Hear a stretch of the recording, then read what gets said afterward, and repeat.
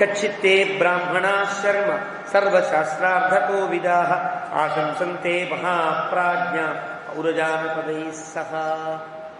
ముఖ్యంగా మన దేశంలో మన యొక్క రాజ్యంలో ఉండే విద్యాధికులు ఎవరైతే ఉంటారో ఆ విద్యాధికులను చాలా గౌరవించాలి. ముందు విద్యలలో ఆధిక్యం కలిగిన వాళ్ళని నువ్వు ఎంత గౌరవిస్తే వాళ్ళు విద్యా జ్ఞానాన్ని అంత నీకు అందించగలుగుతారు. కాబట్టి వాళ్ళని గౌరవించాలి.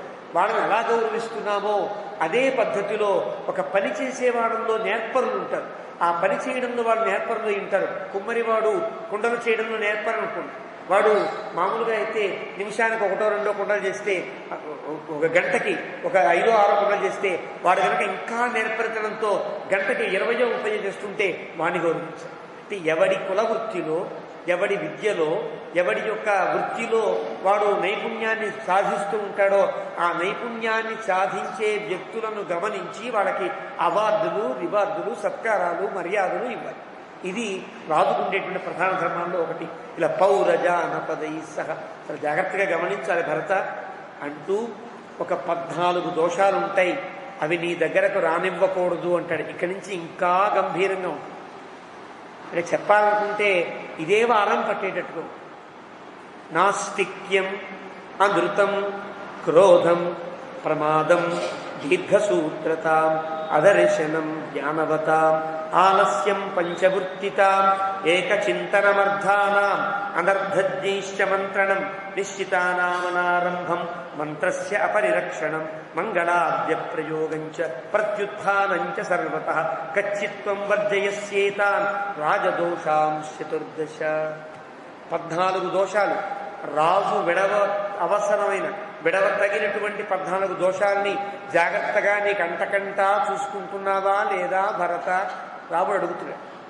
14 దోషాలు ఏంటి? నాస్తిక్యం, పరలోకం లేదు, మరో జన్మ లేదు, దేవుడు లేడు, వేదం లేదు, ఇలా పలికేటువంటి మూర్ఖులు చాలామంది ఉంటారు. దాదాపుగా ఆ భావజాలాన్ని నీ దరిదాపులకు రానివ్వద్దు. చాలా ప్రమాదం. ఎప్పుడైనా పైన ఎవడో శిక్షించేవాడు ఒకడు ఉన్నాడనుకున్నప్పుడే ఇక్కడ ఉండే వ్యక్తి ఒక క్రమశిక్షణతో బతకగలుగుతాడు. వాహనం మీద వెళ్లే వ్యక్తికి ఏదో కెమెరా ఒకటి ఫోటో తీసి నాకు టికెట్ పంపిస్తుంది అనే భయం ఉంటేనే మరి సక్రమంగా ఆ రూల్ పాటించి వెళ్ళగలుగుతాడా లేదా? ఈ స్థితిలో ఇక్కడ ఉండే వ్యవస్థ ఇలా ఉంటే, నిఘా వ్యవస్థ, ఈ లోకంలో ఏం చేసినా పర్వాలేదు అనుకునేటువంటి దుస్థితి ఏర్పడితే రకరకాల ప్రమాదాలు ఏర్పడే ఉంటుంది. నేను ఏ తప్పు చేసినా ఇంకా రాజుకు దొరకకుండా, శిక్షించే వాళ్ళు దొరకకుండా ఏ దుర్మార్గం చేసినా పర్వాలేదు అనుకుంటే వీళ్ళ కంటికి కనిపించని దైవం ఒకటి ఉంటుంది, శిక్షిస్తుంది అనే భయం లేకపోతే వీడికి సరిగ్గా ధర్మాన్ని ప్రవర్తింప చేయుడు కదా. కాబట్టి నాస్తిక్యం అనేది ఎలా చూచినా మనని కంట్రోల్ చేసే భగవంతుడు ఒకడు ఉన్నాడని గుర్తించకపోతే కనుక ప్రజలు నాస్తిక్యంతో నాశనం అయిపోతారయ్యా.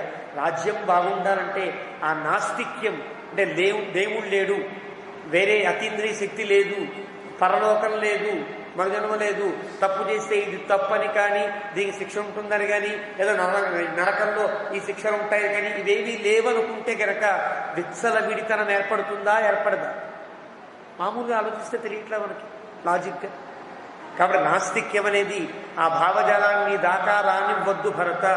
మొట్టమొదటి చెప్పినటువంటి మాట. రెండవది అనృతం, ఎప్పుడు అబద్ధం అనేటువంటి మాటని నీ దగ్గర రానివ్వద్దు. అబద్ధాన్ని ఆడవద్దు, అబద్ధాన్ని సహించవద్దు. ఇది రాజుకు ఉండేటువంటి ప్రధానమైనటువంటి ధర్మాల్లో 2వ స్థానాల్లో ఉండేటువంటి ఒక దోషం. అబద్ధమాడుట, అబద్ధాన్ని వినుట, ఈ రెండూ కూడా పనికిరాదు. అబద్ధం చెప్పాడని తెలిసిందా ఒక మరణాన్ని చేసిన ఒక వ్యక్తిని చంపిన వాడితో సమానంగా వ్యక్తిని చూచి వారి శిక్ష వేయాల్సింది. అబద్ధం అనేది చాలా వాటికి పరిణమిస్తుంది. అబద్ధం చెప్పడం నేర్చాడంటే వాడు ఎన్నైనా చేస్తాడు, ఏది చేసినా అబద్ధం చెప్తాడు. కాబట్టి అబద్ధం అనేది అన్నింటికీ మూలమై ఉంటుంది. కాబట్టి అబద్ధం ఆడరాదు, అబద్ధం చేసిన వాడిని సహించరాదు. కాబట్టి మూడవది క్రోధం, కోపం పలికిన. ఎవరి మీద కోపం పలికిన? మంచిగా పనులు చేసేవాళ్ళ మీద, మంత్రుల మీద, లేదా దైవికమైన కార్యక్రమాలు చేసే వ్యక్తుల మీద, ఆడవారి మీద, ముసలివారి మీద, చిన్న పిల్లల మీద అకారణ కోపం పనికిరదు. కోపాన్ని కంట్రోల్లో ఉంచుకోవాలి. ఎక్కడ కోపంగా ఉన్నట్టుగా ఉండాలి అంటే గంభీరంగా. కోపం అంటే ఎప్పుడు చిరుబురులాడుతూ కాదు. క్రోధాద్భవతి సమ్మోహ. క్రోధం ఎప్పుడైతే ఏర్పడుతుందో వాడు బుద్ధి మందగిస్తుంది. సమ్మోహాత్ స్మృతి విభ్రమ. సమ్మోహం ఎప్పుడు కలిగిందో సరిగ్గా ఆలోచించేటువంటి స్థితి కోల్పోతాడు. సమ్మోహాత్ స్మృతి విభ్రమ స్మృతిభ్రంశాత్ బుద్ధినాశ. ఎప్పుడైతే సరిగ్గా వాడు నిర్ణయం తీసుకోలేకపోతాడో వాడు బుద్ధి నశిస్తుంది. బుద్ధినాశాత్ ప్రణశ్యతి. బుద్ధి నశిస్తే వీడు సర్వదా నశించిపోతాడు. కృష్ణ పరమాత్మ గీతలో చెబుతాడు. కాబట్టి క్రోధం అనేది వీడికి మూల కారణమై ఉంటుంది. కాబట్టి భరత, ఎక్కడెక్కడ క్రోధాన్ని ప్రకటించాలో, ఎక్కడ క్రోధం పనికిరాదో క్రోధాన్ని జాగ్రత్తగా చూసుకో. క్రోధం ఉండాలి, ఎక్కడ ఉండకూడదో ఎక్కడ ఉండాలో నీకు తెలియాలి. ఇక్కడ ఆ క్రోధాన్ని జాగ్రత్తగా 3వ స్థానంలో పెట్టారు. ప్రమాదం. ప్రమాదం అంటే అనవధానత అని అంటారు. ప్రమాదంచ అనవధానత.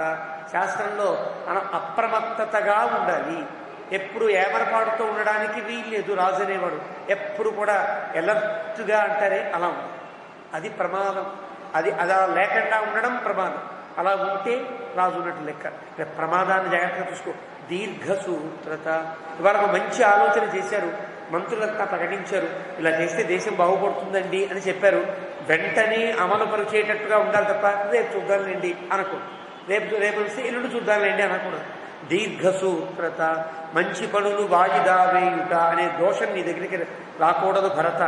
అంటే నిజంగా ఈ పాఠాలన్నీ కూడా ఈనాడు పరిపాలకునికి ఎంత అవసరమో మనం నిన్న 2 గంటలు చెప్పుకున్నా 40 శ్లోకాలు కాదు. ఇవన్నీ కూడా మనకి రాముడు చెప్తాడు భరతుడికి ఇలా ఉండాలి. దీన్ని బట్టి రామరాజ్యం ఎంత గొప్పగా ఉండేదో మనం గుర్తించవలసినటువంటి అవసరం ఉంటుంది. రాముడు ఎంత గొప్ప రాజ్యం చేశాడో వాల్మీకి చెప్పకపోయినా భరతుడిని ఇలా చెప్పాడు కాబట్టి వీటిని బట్టి ఆనాడు రామరాజ్యం ఎంత అద్భుతంగా ఉండేదో మనం గుర్తించవచ్చు. అలా అని దీర్ఘసూత్రత. ఇలా పనులు వాయిదా వేయడం పనికిరాదు భరత. అదర్శనం జ్ఞానవత. మంచి మంచి జ్ఞానవంతులు ఉంటారు, జ్ఞానులు ఉంటారు. వాళ్ళు కనుక రాజ్యాలకు వస్తే వాళ్ళు కలిసేదేమిటి, వాళ్ళు ఇంకే కబుర్లు చెప్తారు తప్ప ఏదో ఆ పురాణం ఈ పురాణం రామాయణం భారతం చెప్తూ వాళ్ళు బతికేసేవాళ్ళు. వాళ్ళు నేను కలిసేదేమిటి అనుకోవడానికి వీల్లేదు. రాజు అనేవాడు ఏం చేయాలి? వెళ్ళాలి, జ్ఞానవంతుల్ని కలవాలి.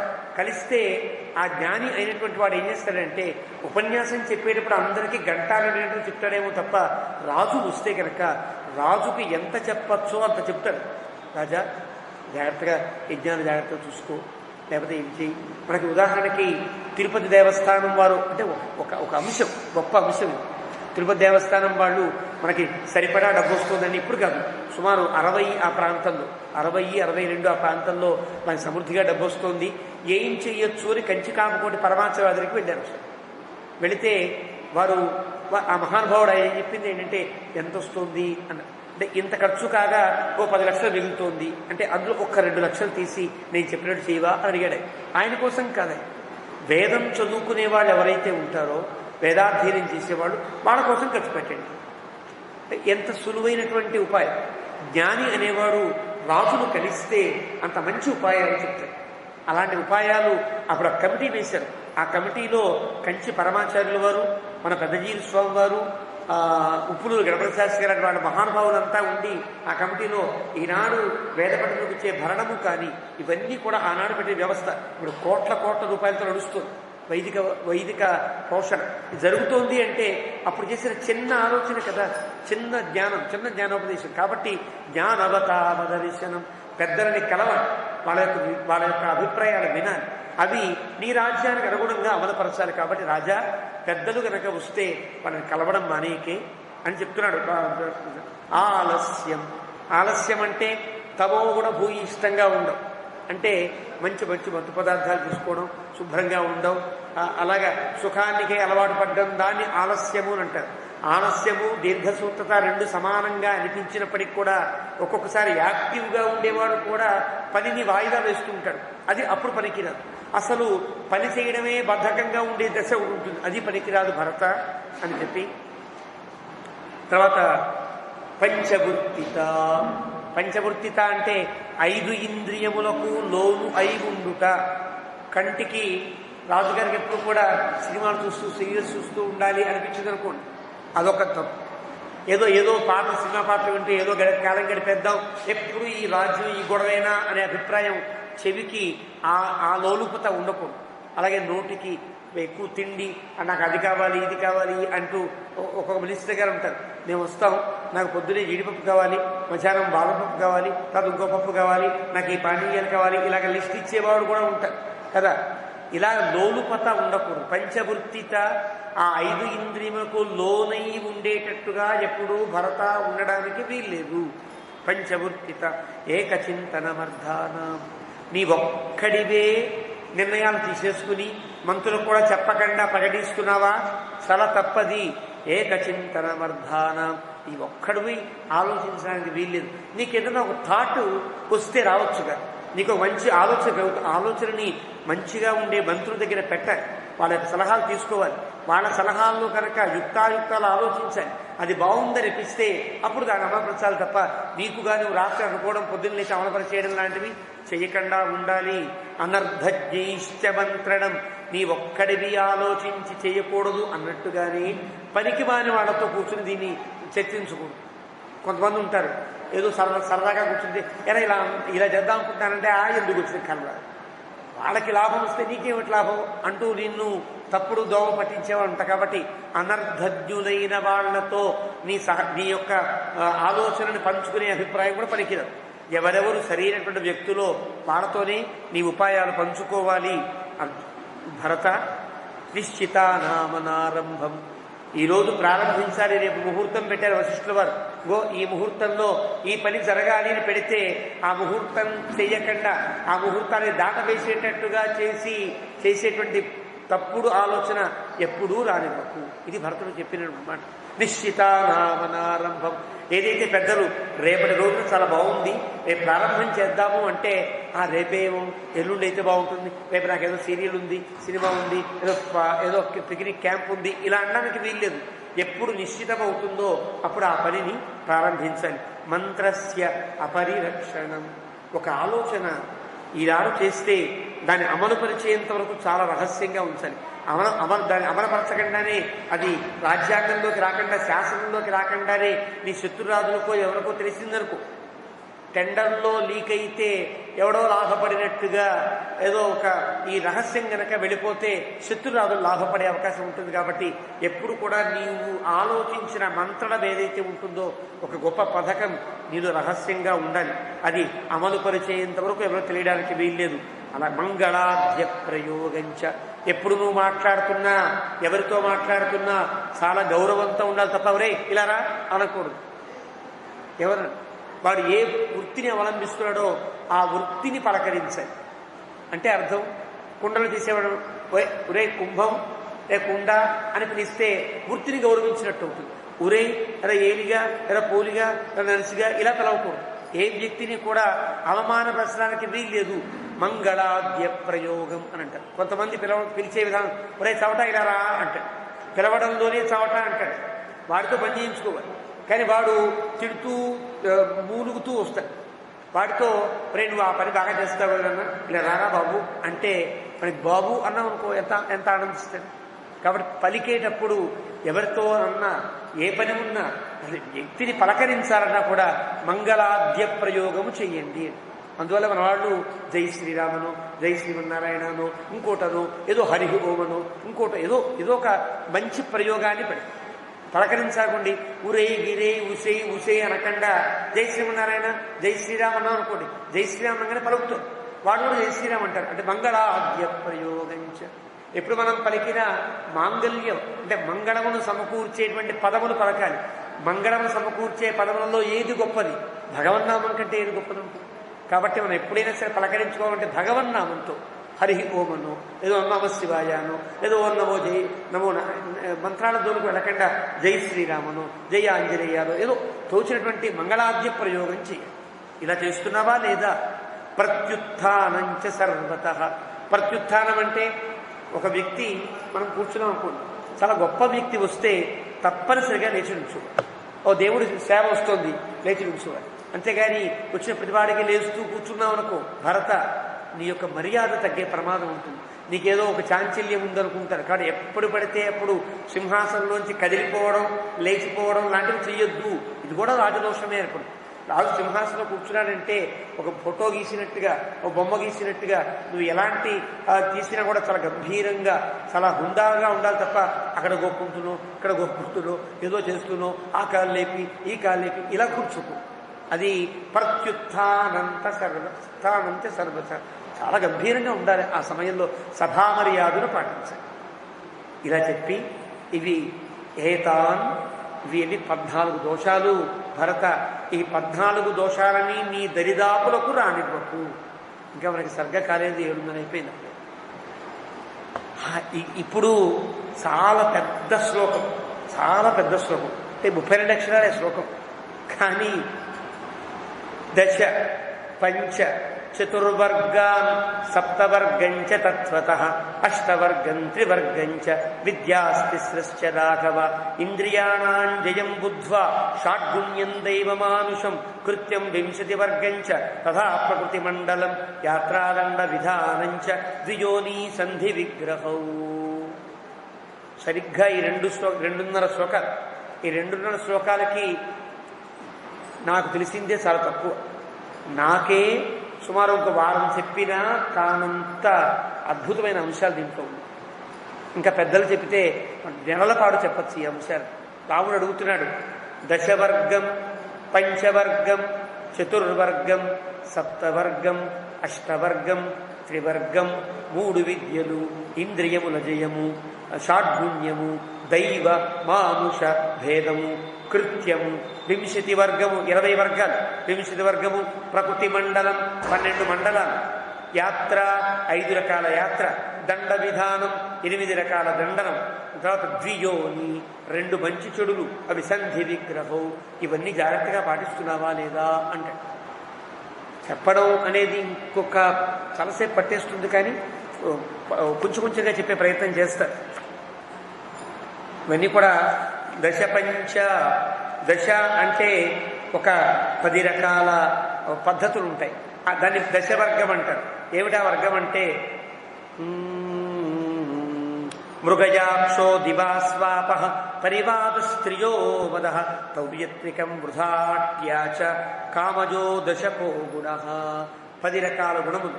ఈ 10 రకాల గుణములలో జాగ్రత్త ఏమరపాటు లేకుండా ప్రవర్తించాలి.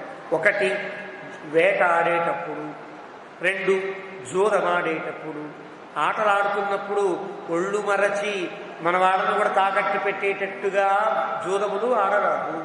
జూదముల విషయంలో చాలా జాగ్రత్తగా ఉండాలి. జూదములు ఆటకాయితనంతోనూ సరదా కోసమో ప్రారంభమైన ఆ ఓడిపోతున్న కొద్దీ ఒకడు గెలిచే కొద్దీ గర్వము పౌరుషము పెరిగి అది దెబ్బలాడదాకా వెళ్ళిపోతాయి. కాబట్టి ఈ దశవర్గంలో జాగ్రత్త పడాలి భరత. వేటాడేటప్పుడు కూడా వేటాడుతుంటే ఒక మృగాన్ని చంపుతావు, అది తప్పించుకుంటుంది, దాంతో కసి పెరుగుతుంటుంది. కసి పెంచి ఆ బాణములు వేసే స్థితి ఎక్కడ దాకా ఎప్పుడుతుందో తెలుసునా? ఎవడన్నా ఇంకా ఆపేద్దా రాజుగారు అంటే వాడికేసి బాణం కొట్టేటట్టుగా ఇలాంటి సినిమాలో మనం చూస్తున్నాం. వాడు ఇలా పుస్తకాలు పట్టుకుని మంచి తీవ్రంగా ఉంటాడు, వాడే వచ్చేదో హితం చెప్తే వాడి చంపేస్తాడు. మనం చూడాలి ఆ సినిమాలో విలన్స్ చేసేటువంటి పని. ఇలాంటి పిచ్చి పట్టినట్టుగా ఏర్పడుతుంది వ్యవస్థ. ఇక్కడ వేటాడేటప్పుడు ఒళ్ళు దగ్గర పెట్టుకోవాలి భరత. జూదమాడేటప్పుడు ఒళ్ళు దగ్గర పెట్టుకోవాలి. వేట జూదము పగలు నిద్ర పనికిరాదు. పగటి నిద్ర విశ్రాంతి కోసం ఉండాలి తప్ప గొరక పెట్టేటట్టుగా నిద్రపోకూడదు. పగటి నిద్ర అంటే ఎలా ఉండాలి?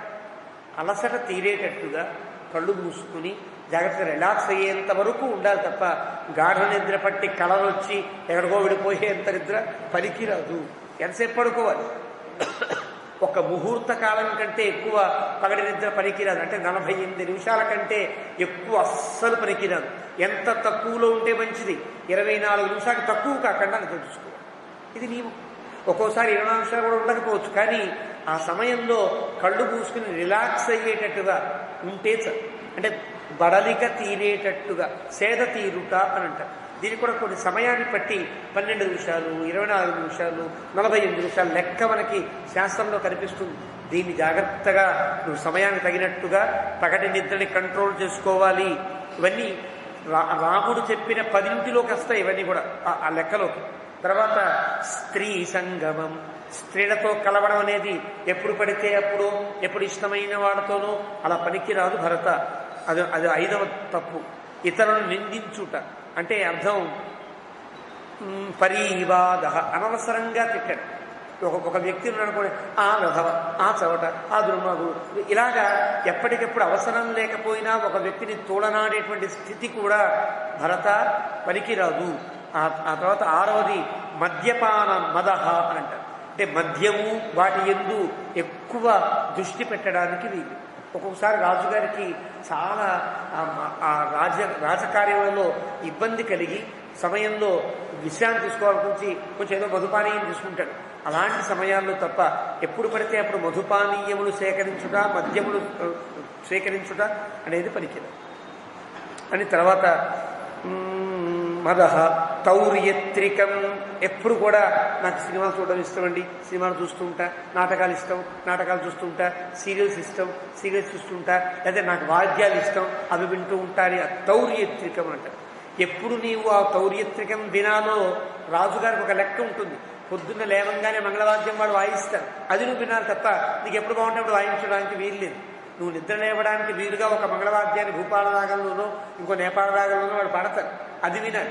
అప్పుడే వినాలి తప్ప నాకు బాగుంది ఇంకో గంట వాయించండి అనడానికి వీలు లేదు. రాజుకు కొన్ని నియమాలు ఉంటాయి, కొన్ని పద్ధతులు, కొన్ని పద్ధతులు, కొన్ని పరిమితులు ఉంటాయి. కాబట్టి తౌర్యత్రికాన్ని ఎప్పుడు పడితే అప్పుడు నువ్వు తౌర్యత్రికం కోసం, తౌర్యత్రికం అంటే నృత్తము, గీతము, వాద్యము, ఈ మూడింటికి కలిపి తౌర్యత్రికం అని పేరు. అంటే నాట్యం కావచ్చు, ఒక వాద్యం కావచ్చు, లేదా గీతం, పాటలు కావచ్చు, ఇవి కంట్రోల్లో ఉండాలి. ఎప్పుడు నువ్వు పాట వినాలో కూడా రాజులకి దినచర్యలో మనం చెప్పుకున్నాం. వందిమాగదులు ఉంటారు, వాళ్ళు పొద్దున్నే నిద్ర లేపడానికి వచ్చిన వాళ్ళు లేపడానికి వీళ్ళకంటే ముందు మంగళవాద్యం వాయిస్తారు. అది వినంగానే ఇతనికి మంగళవాద్యం వెలుకుంటాడు.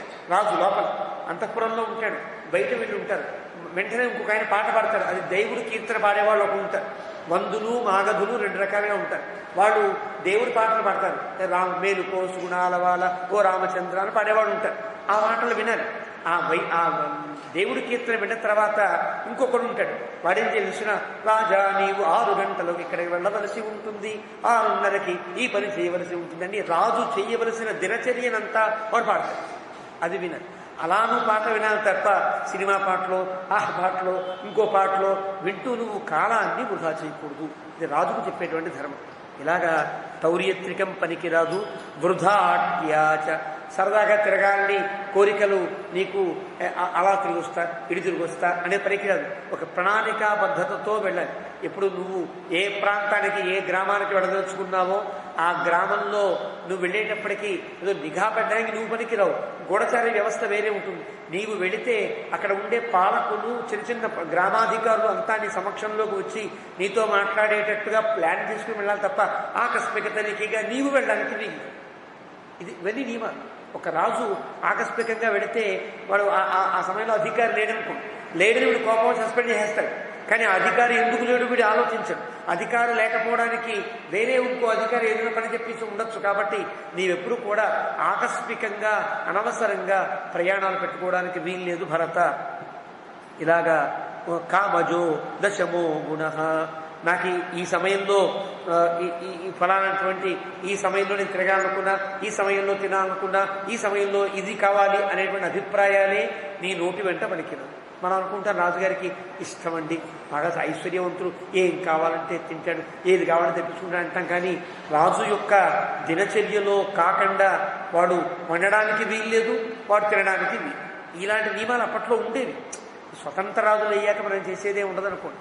ధర్మబద్ధమైన పరిపాలన కలిగిన వాళ్ళకి ఈ 9 గంటలకే ఈ తేనె తాగాలి తప్ప 10ంటికి తేనె తాగాలి అనేటువంటి నియమం వాడివ్వడు, ఇచ్చేవాడు ఇవ్వడు, పురమాయించడు, వీడికి రాదు.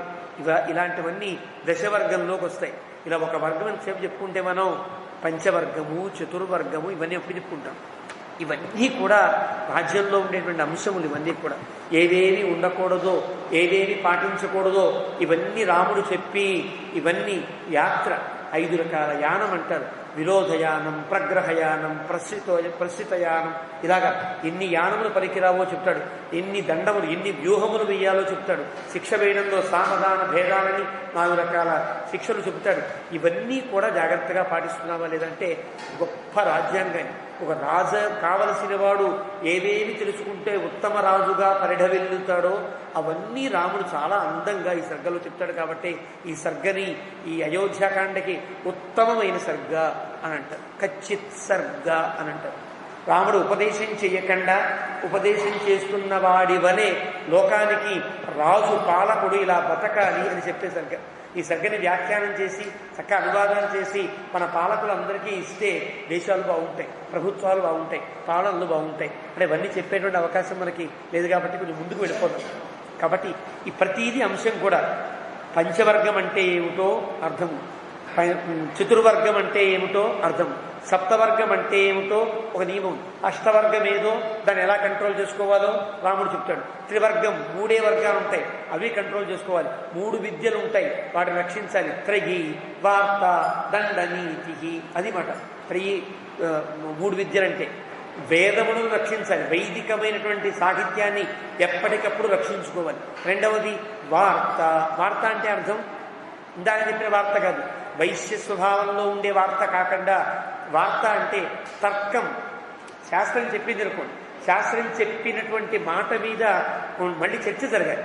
అంటే శాస్త్రంలో చెప్పింది కదా, ఎందుకు ఇలా చెప్పింది, ఈ వ్యక్తిని ఇలా గౌరవించాలని, ఈ వ్యక్తిని సమయంలో గౌరవించకూడదని ఎందుకు చెప్పింది, దాని మీద ఒక యుక్తాయుక్త విచక్షణాపూర్వకమైనటువంటి చర్చ జరగాలి. ఆ చర్చ జరిగేటువంటి శాస్త్రాన్ని తర్కమని న్యాయమని అని అంటారు. కాబట్టి వేదములు బతకాలి, తర్కము న్యాయము బతకాలి. ఇది వార్త. దండనీతి. దండనీతి అంటే అర్థశాస్త్రం. రాజ్యాన్ని పరిపాలించడానికి శిక్షలు, సత్కారములు, రాజు యొక్క పరిపాలన పద్ధతి, ఇవన్నీ కూడా దండనీతిలో వస్తాయి. ఈ 3 విద్యలు ఎక్కడ రక్షించబడతాయో అక్కడ దేశం బాగుంది. అంటే అర్థం గుడ్డెద్దు చేలో పడ్డట్టుగా శాస్త్రం చెప్పిందని మూఢంగా వెళ్ళిపోవడం కాదు. దాని మీద చర్చోపచర్చలు జరిగి దానిలో ఉండే సారాన్ని తీయగలిగారు. ఒక్కోసారి మహర్షులు చాలా గూఢంగా చెప్తారు, ఆ చెప్పింది ఇంతే కదా చెప్పారు, ఇంతే పాటిద్దాం అనడానికి వీల్లేదు. ఏ సమయంలో దాన్ని పాటించవచ్చునో దాన్ని పాటించాలి. కాబట్టి ధర్మము అని పేరు. ధర్మం అంటే అర్థం ఏంటి? అన్ని చోట్ల ఒక ధర్మం ఉండదు. దేశకాల పాత్రత మనుసృత్యయో విధీయతే సధర్మ. దేశాన్ని బట్టి, కాలాన్ని బట్టి, పాత్రతను బట్టి కూడా ధర్మం మారుతూ ఉంటుంది. ఒక దేశంలో ఒక ధర్మం ఉంటుంది. భద్రాచలం వస్తే ఆలయంలో పూజ చేసేటువంటి అర్చకుడు నడుముకి కట్టుకుని చాలా వినయంగా పూజ చేయాలి. అదే బదరికాశ్రమంలో ఉందనుకోండి, ఏదో ఏదో ఇంకొక కైలాసనాథులు ఎక్కడ ఉండే అర్చకుడు ఎలా ఉండాలి, కట్టుకుంటే ఉండగలడు. వాడు కప్పుకుని షట్టర్లు వేసుకుని దుప్పటి కప్పుకుని వాడు పూజ చేస్తాడు. ఈ ధర్మాన్ని అక్కడ పాటించడానికి వీల్లేదు. దేశాన్ని బట్టి ధర్మం మారుతుంది, కాలాన్ని బట్టి ధర్మం మారుతుంది. కాలంలో చన్నీళ్ళు స్నానం చేసే కాలం ఒకటి ఉంటుంది, వేణీళ్ళే చేయకపోతే ప్రమాదం కలిగే కాలం ఒకటి ఉంటుంది. కాలాన్ని బట్టి ధర్మం మరి అప్పుడు అలా చెప్పారు కదండి, ఇప్పుడు ఇలా చెప్పారేంటండి అని అనడానికి వీల్లేదు. ఎందువల్ల ధర్మం అనేది తన రూపాన్ని మార్చుకుంటూ సత్యానికి అనుగుణంగా ఉంటుంది. సత్యం ఎప్పుడు మారడానికి వీల్లేదు. సత్యం మారదు, ధర్మం మారుతుంది. ధర్మం నీకు ఇష్టం వచ్చినట్టుగా మారడానికి వీల్లేదు. ధర్మం దేశాన్ని, కాలాన్ని, పాత్రతను పట్టి, పాత్రత అంటే వ్యక్తి యొక్క ప్రవర్తనని పట్టి కూడా ధర్మంలో మార్పులు ఉంటాయి. ఏ వ్యక్తిని ఏ సమయంలో ఎలా గౌరవించాలో, ఎలా మాట్లాడాలో ఇవన్నీ ఉంటాయి. కాబట్టి ఈ 3 విద్యలు కనుక ఉంటే దేశం బాగుంటుందయా. కాబట్టి ఆ 3 విద్యలు అని అంటాడు. ఇంద్రియముల యొక్క జయం. ప్రతి వ్యక్తి కూడా ఇంద్రియాల యొక్క ఒక స్వాధీనత ఉండాలి. ఇష్టం వచ్చిన విత్సలవిడి మాటలు కానీ, విత్సలవిడి శృంగారం కానీ, విత్సలవిడిగా ఆడుకోవడం కానీ, విత్సలవిడిగా చదువుకోవడం కానీ ఇవన్నీ పనికిరావు. ఎప్పుడు కూడా ఎక్కడికక్కడికి ఎక్కడెప్పుడు. అందుకని మన వాళ్ళు కొంచెం ఇబ్బందిగా ఉన్న చెప్పేస్తాను. భార్యాభర్తలు కలవాలన్నా కొన్ని రోజులు, కొన్ని తిథులు, కొన్ని సమయాలు ఇవన్నీ కూడా శాస్త్రంలో ఉంటాయి. ఇవన్నీ కూడా పంచపర్వాలని, కొన్ని పద్ధతులని ఇవన్నీ ఏర్పరుస్తారంటే ఎంత జాగ్రత్తగా మన మానవ దినచర్యని మహర్షులు కంట్రోల్ చేశారో తెలుస్తుంది. ఇది ఇంద్రియాణాంజి వ్యాఖ్యానం అంతా అట్లా ఏర్పడుతుంది. షాడ్గుణ్యం అంటారు. 6 గుణములు ఉంటాయి రాజ్యానికి. ఈ 6 గుణాలు కూడా ఉన్నాయి. మళ్ళీ దైవ మానుష అంటే దైవం వల్ల 5 బాధలు ఏర్పడతాయి. మనిషి వల్ల 5 బాధలు ఏర్పడతాయి. దైవం కూడా బాధిస్తుందంటే బాధిస్తుంది. ఎలా బాధిస్తుంది? అతివృష్టి, అనావృష్టి, మూష, కీటక, తస్కరాహ, మూష, కీటక అని ఒక 5 రకాల ఈతి బాధలు ఉంటాయి. ఈ ఈతి బాధలు దైవం వల్ల కలిగే ఈతి బాధలు ఉంటాయి. వర్షం పడింది పడకపోయింది అంటే మనమేం చేస్తాం? ఆ దైవం కదా ఇవ్వాలనిపిస్తుంది. కానీ వర్షం అతివృష్టి కలగడానికి, అనావృష్టి ఏర్పడడానికి కారణం మన ప్రవర్తన కూడా దానికి దానిలో జోడించి ఉంటుంది. కదా దేవుడి వల్ల కలిగే 5 బాధలు ఎలా ఉంటాయి, వాటిని ఎలా తట్టుకోవాలి. మనిషి వల్ల కలిగే 5 బాధలు ఎలా ఉంటాయి, దీన్ని ఎలా నువ్వు సమర్థించుకోవాలో ఇక్కడ దైవ మానుషంగా చెప్తాడు. ఇవన్నీ కూడా వ్యక్తి కేవలం రాజైన వాడికి కాదు సుమా. ఒక వ్యక్తి సమాజంలో సంఘజీవిగా ధర్మబద్ధంగా బతకడానికి కావలసిన వాళ్ళన్ని ధర్మాలు కూడా రాముడు ఈ సర్గలో చెబుతాడు. కాబట్టి కృత్యం అంటే ఆ వ్యక్తి చేయవలసిన పనులు, వాడికి ప్రత్యేక విధులు ఉంటాయి. రాజుకు కొన్ని కృత్యములు ఉంటాయి, అవన్నీ కూడా కృత్యంలో వస్తాయి. 20 వర్గం అంటారు. అంటే 20 రకాల వాడికి 20 చెప్తే అదో రోజు ఉపన్యాసం అవుతుంది. ఆ 20 వర్గాలు ఉంటాయి. ఇవన్నీ కూడా జాగ్రత్తగా కచ్చిదేతా అన్మహాప్రాజ్ఞ ఇంక చెప్పదలుచుకోలే. కాబట్టి ఇంకా సగ పెరుగుతుంది. కాబట్టి ఇప్పటికే 2 రోజులు అయింది, 70 శ్లోకాలు. కాబట్టి ఇంకా మనం ముందు వెళ్ళిపోదాం. మహాప్రాజ్ఞ యథావతు అనువన్యసే. ఇవన్నీ కూడా జాగ్రత్తగా నువ్వు తులనాత్మకంగా పరిశీలించుకుంటూ ధర్మంగా ప్రవర్తిస్తున్నావా లేదా భరత. రాముడికి ఎన్ని ధర్మాలు తెలుసో ఇక్కడ తెలుసుకున్నాం. ఇవన్నీ వింటూ వశిష్ఠుడు, వామదేవుడు, జాబాలి వీళ్ళ ముక్కు వేసి చూస్తుంటారు. ఇన్ని ధర్మాలు ఈ పిల్లడికి ఎప్పుడు తెలిసాయి? ఎంత వయసు? 25 ఏళ్ల వయసు కదా. 25 ఏళ్ల రాముడికి ఇన్ని ధర్మాలు, ఇన్ని లోతులు ఎలా గుర్తించారు అని ఆశ్చర్యపోయేటట్టుగా రాముడు మాట్లాడతాడు ఇక్కడ. మంత్రిభిస్వం యథోద్దిష్టై చతుర్భిస్తిభిరేవ వా కచ్చిత్ సమస్తైర్వస్త్రైశ్చ మంత్రం మంత్రయసే మిథ. మనం ఈనాడు కోరం సిస్టమ్ అంటాం చూసారా. ఒక బేసి సంఖ్యలో వ్యక్తులను పెట్టుకుని ఎవరు ఎక్కువ ఓటేస్తారో దాన్ని బట్టి నిర్ణయించవలసి ఉంటుంది. అలాగే భరత, నీవు మంత్రం ఆలోచించేటప్పుడు ఒక ఆలోచన చేసేటప్పుడు యథోద్దిష్టై యథా ఉద్దిష్టై చతుర్భి త్రిభి లేదా సమస్తై, నలుగురితో కానీ ముగ్గురితో కానీ, 4తో తన తెలుస్తారు కాబట్టి 5 అవుతారు, ముగ్గురితో తాను తెలుస్తారు కాబట్టి 4వ వాడు అవుతాడు. ఇలాగా నువ్వు జాగ్రత్తగా మంత్రాన్ని, లోపల మంత్రాన్ని బయట మంత్రాన్ని ఆలోచించేటప్పుడు ఈ సంఖ్యని, మంత్రుల సంఖ్యతో జాగ్రత్తగా పరిశీలించుకుని వారితో మాట్లాడి వాళ్ళు చెప్పినట్టుగా చేస్తున్నావా లేదా. కచ్చిత్ సఫలా వేదాహ. వేదములన్నీ సఫలవంతములై ఉన్నాయా అని అడుగుతాడు రాముడు. అంటే వేదాలు సఫలవంతంగా ఉండడం ఏంటి? బ్రహ్మచారులు వేదాధ్యయనం చేస్తున్నారా లేదా, వేదం వచ్చిన వాడు వేదాధ్యాపనం చేస్తున్నారా లేదా, వేదాధ్యాపనం ముగించిన వాడు యజ్ఞములు చేస్తున్నారా లేదా, యజ్ఞముల వల్ల అక్కడ ఉండేటువంటి అందరికీ కూడా యజ్ఞఫలం అందుతుందా లేదా. ఇది కచ్చిత్ సే సఫలా వేదాహ అంటే అర్థం అది. కచ్చిత్తే సఫలా క్రియా. నువ్వు ఏదైనా పని చేస్తే ఆ పని, ఏదైనా ఒక పథకాన్ని ప్రకటిస్తే ఆ పథకం ఏ వ్యక్తి కోసం నువ్వు ప్రకటించావో ఆ వ్యక్తి దాకా ఆ పథకం అందుతోందా లేదా కదా. ఏదో షాదీ ముబారక్కి 20 లక్షలు 20 కోట్లు కేటాయిస్తాడు. అది సరిగ్గా వ్యక్తులకు అందేటట్టుగా చూడరు. మధ్యలో మింగేవాడు ఒకడు, దాన్ని కొంచెం మింగేవాడు ఒకడు. ₹1,00,000 ఉన్నాయి కదా, 10,000 తీసుకుంటే వీడు 10,000 తీసుకుంటే, వాడు 90,000 ఉన్నాయి కదా నేను 20,000 తీసుకుంటాను అంటాడు ఇంకో అధికారి. ఇలా వెళ్ళి చివరికి వచ్చేవాడికి వాడు 1,00,000 ప్రకటిస్తే వాడికి ₹1,000 వస్తుంది. ఏదైతే ఎవడైతే పొందదలుచుకున్నాడో వాడికి అంతా పోయి వాడికి మిగిలేటట్టుగా లేకుండా నీ పథకములన్నీ కూడా చిట్ట చివరి వ్యక్తి వరకు అందుతున్నాయా లేవా, జాగ్రత్తగా చూస్తున్నావా లేదా భరత. కచ్చిత్ సే సఫలాదారా. భార్యలంతా సంపూర్ణవంతులై ఉన్నారా లేదా అంటే ఏంటి అర్థం? నీ భార్యలు బహువచనం కాదు, భార్యలంటే గృహిణులంతా కూడా. గృహిణులకు చాలా కావలసినవి ఉంటాయి. అవి భర్త గమనించకపోవచ్చు, వాళ్ళు అడగలేకపోవచ్చు. వాళ్ళకి సంబంధించిన అంశములన్నీ, వాళ్ళకి సిలిండర్ ఇవ్వడం కానీ, వాళ్ళకి వంట సరుకులు చాలా తక్కువగా ఇవ్వడం కానీ ఇలాంటివన్నీ ఉంటాయి. అంటే భార్యలకు సంబంధించిన వాళ్ళకి సంతానంకు ఇబ్బందులు ఏర్పడతాయి. వాళ్ళకి ఎలాగ సంతానవంతులు కాని వాళ్ళు ఎవరన్నా ఉంటే వాళ్ళకి సంతానం కలిగేటట్లుగా ఉండే వైద్య పరికరములను, వైద్య వ్యవస్థను కూడా ఏర్పాటు చేయాల్సిన బాధ్యత నీ మీద ఉంటుంది. కాబట్టి కచ్చిత్ సే సఫలాదారాః. గృహిణులందరూ సంపూర్ణవంతులై ఉండేటట్టుగా సరిగా చూస్తున్నావా లేదా భరత. కచ్చిత్ తే సఫలం శృతం. ఇప్పటిదాకా నీవు విన్న ధర్మబోధను జాగ్రత్తగా ప్రవర్తించేటట్టుగా ఉన్నావా లేదు. నీవు చదువుకున్న చదువంతా కూడా జాగ్రత్తగా నువ్వు అమలు పెడుతున్నావా లేదా అంటూ రాముడు కచ్చిదేవైషతే బుద్ధి యథోక్తామరాఘవ ఆయుష్యాత యశస్యాచ ధర్మకామార్థ సంహిత.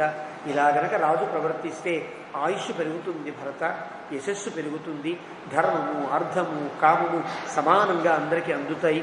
యాం వృత్తిన్ వర్తతే తాత.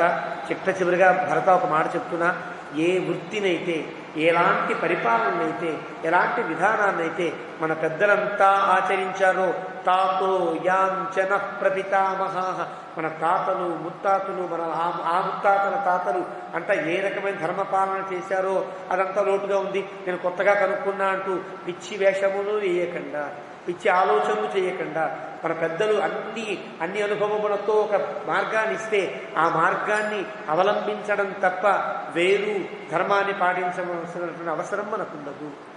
మనవాడు కొన్ని వేల సంవత్సరాలుగా ఒక ఆచారం వస్తుంది అంటే ఆచారం అనాచారం అని ఈరోజు అనుకుంటే ఎట్లా?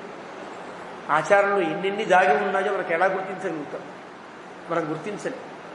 ఉదాహరణకి మనం చాలామంది పెద్దలు చెప్పే ఉంటారు, ఆడవాళ్ళు పసుపు రాసుకోవడం దగ్గర నుంచి అది ఎంత గొప్ప ధర్మమో ఈరోజు ప్రపంచమంతా అంగీకరిస్తుందంటే ఎంత గొప్ప ధర్మం.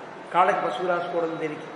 మనం తోరణాలు కడతాను చూసారా, తోరణాల విషయంలోనే ఎంత చర్చ, ఎంత పరిశోధన జరిగింది.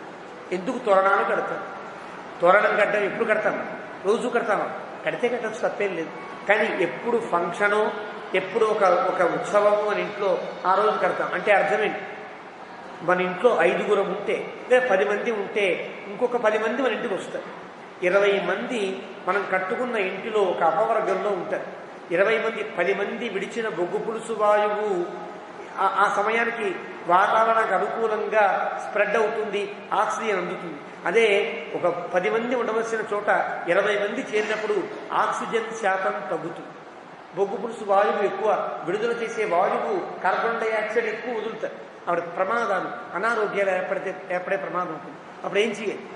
బొగ్గు పులుసు వాయువుని ఆకర్షించి ఆక్సిజన్ ఇచ్చే చెట్లు కొన్ని ఉన్నాయి. ఈనాడు పరిశోధనాత్మకంగా నిర్ణయించిన చెట్లలో మామిడి చెట్టు ఉంది. అది ఆశ్చర్యం. మామిడి ఆకులు కట్టుకుంటాం అంటే అర్థం ఏంటి? 10 మంది ఉండే చోట 20 మంది వస్తే వీళ్ళకి ఆక్సిజన్ అందించేటట్టుగా ఆకులు ఉంటాయి. కొన్ని ఆకులు కట్టిన వెంటనే ఎండిపోతాయి, కానీ మామిడి ఆకు అట్లా కాదు, కనీసం 3 రోజుల పాటు ఉంటుంది, ఉత్సవం అయ్యేదాకా ఉంటుంది.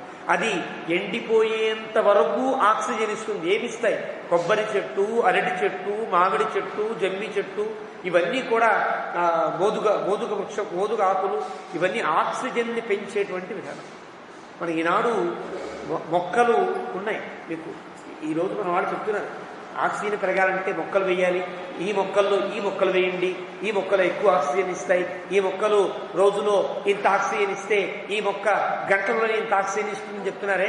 అలా గంటలో ఎక్కువ ఆక్సిజన్ ఇచ్చే మొక్కల్లో మామిడి చెట్టు ఉన్నది ఈనాడు. అంటే మన వాళ్ళు అదే గనక ఏదో మూఢాచారం అనగా తీసిపారేసాం అనుకోండి. ఈ గొప్ప ఆచారం ఇంతకాలం బతికేగా మనం ఈనాడు దీన్ని పట్టి కదా మనం దీన్ని చర్చించుకుంటాం. ఒక ఆచారాన్ని పట్టి పరిశోధన జరగాలి తప్ప ఆచారమే లేకపోతే పరిశోధన ఎక్కడ జరుగుతుంది?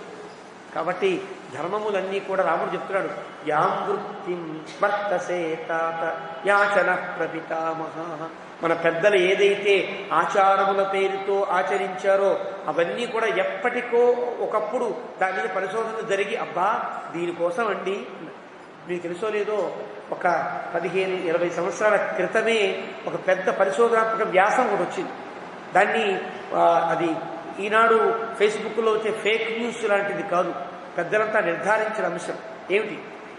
ఈ లోకంలో ఈ సమాజంలో అన్ని రోగములకు మూల కారణం ఏది? పెద్ద పరిశోధన, మామూలు పరిశోధన కాదు. అన్ని రకాల రోగాలకి కిడ్నీ వైపు నుంచి చూసినప్పుడు కిడ్నీలో అరక్కపోవడం వల్ల, విషాహారం తీసుకోవడం వల్ల ఒకవైపు నుంచి, ఇంకో దగ్గర రక్తంలోకి చూస్తే రక్తంలో కూడా తినడం వల్ల, అన్నీ ఎక్కడికి ఏర్పడ్డాయి? ఆహారం దగ్గరికి ఏర్పడ్డాయి. ఆహారం వల్ల రోగములన్నీ వస్తున్నాయి, ఆహారం వల్లే ఆరోగ్యం కలుగుతుంది. అందులో వేదం ఏం చెప్పింది? అద్యతే తిచ భూతాని తస్మాదన్నం తదుచ్యత ఇతి. వేదం చెప్పింది. అన్నం అంటే ఏంటి? మనచే తినబడేది, మన్ని తినేది. మన్ని తినేస్తుంది ఆ అన్నమే. మనం తినే అన్నమే మన్ని తింటుంది. మనసే తినబడుతుంది. అద్యతే అత్తిచ భూతాని అంటే అర్థమేంటి? సరిగ్గా తింటే మనసే తినబడుతుంది.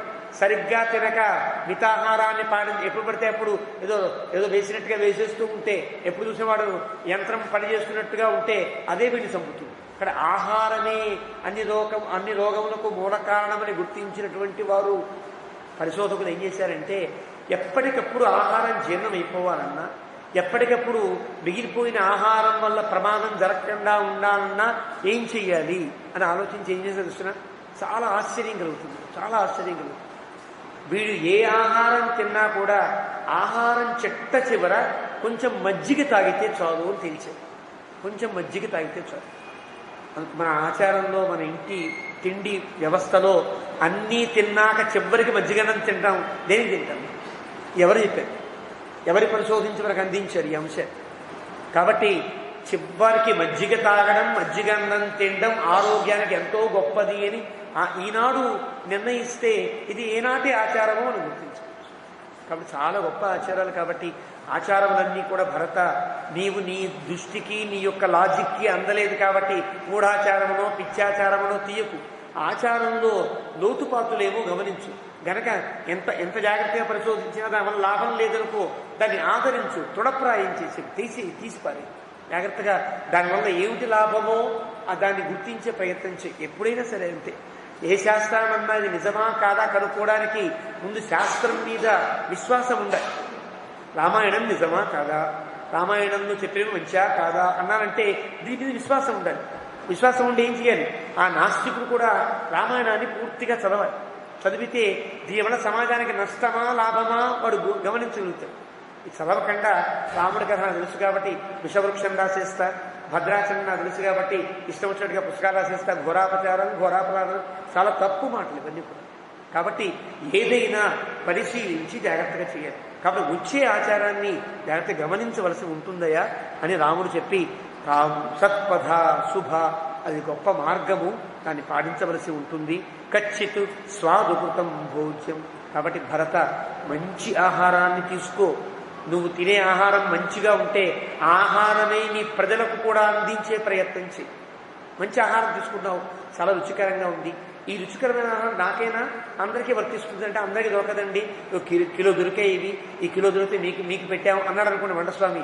ఇవి మన ప్రజలందరికీ ఎన్ని కిలోలు కావాలి? 100 కిలోలు కావాలి. 100 కిలోలు తెప్పించి ప్రజలందరికీ కూర పెట్టండి, ప్రజలందరికీ స్వీట్ తయారు చేయండి అనేటట్టుగా నీవు ఏకస్వాదు భుంజీత, మంచిది నీ ఒక్కడవే కాకుండా నీవు తినే సుఖము, నీవు పొందే ఆహారము అందరికీ వర్తించేటట్టుగా నీవు చూడవలసిన బాధ్యత ఉన్నదయ్యా.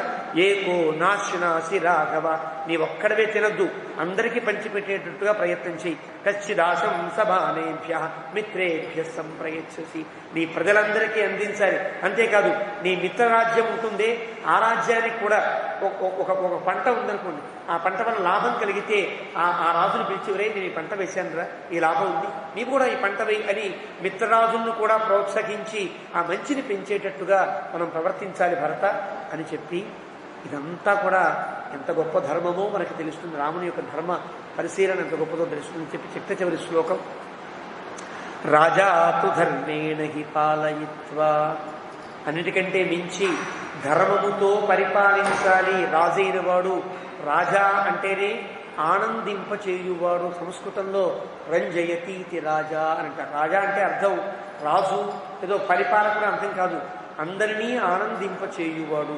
ఎలా ఆనందింపచేయాలి? వాడికి అది ఇష్టం కాబట్టి వాడికి అది చేయకూడదు. ధర్మేణ హి పాలయిత్వ, ధర్మాన్ని పట్టి అందరికీ ఏ వస్తువులు వాళ్ళకి ఇవ్వాలో వాళ్ళకి అందేటట్టుగా చెయ్యాలి. మహామతి, ఎప్పుడు కూడా భక్తివంతుడై ఉండాలి. దండధర, ఎప్పుడు జాగ్రత్త ఉండడానికి వీల్లేదు.